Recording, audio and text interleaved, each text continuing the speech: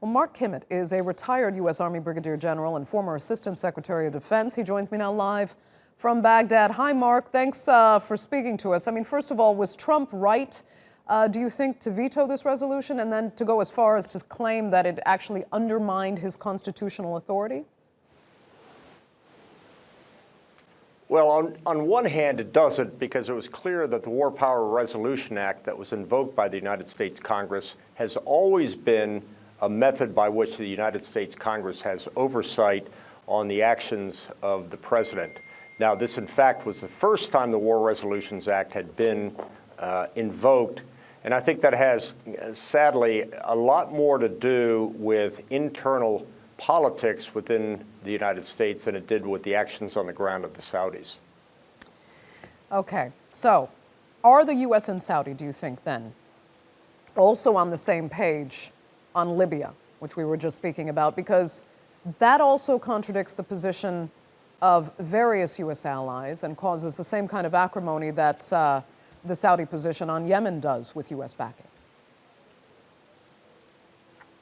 Well, let's be clear. The Russians are backing Haftar. The United States is supportive of stability inside of Tripoli and inside of Libya. I think everybody knew that it was just a matter of time before the situation on the ground, which had been established by the United Nations, was going to blow up. Sadly, that's what we're seeing now. We're seeing Haftar inside of Tripoli with his forces. He's put an arrest warrant out for the Libyan prime minister, and all those pieces and parts that the UN put together years ago are now finally reaching what we expected all along, which is the country is going into civil war. Okay, speak to me then, if you can, as a U.S. civilian yourself. Do you think, given the veto of this resolution based on the war in Yemen right now, that there will be a public backlash of any sort? Or is the U.S. public really too disconnected with the foreign wars that the U.S. may or may not be involved in? Yeah, I don't think the average American could identify a Houthi, even understands who a Houthi is, and frankly couldn't spell the word Houthi.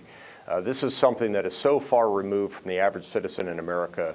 They somehow connect Trump's actions with the killing of Khashoggi inside of Turkey, but I think that's as far as the understanding goes outside of the expert community inside of Washington, D.C. Sad but true.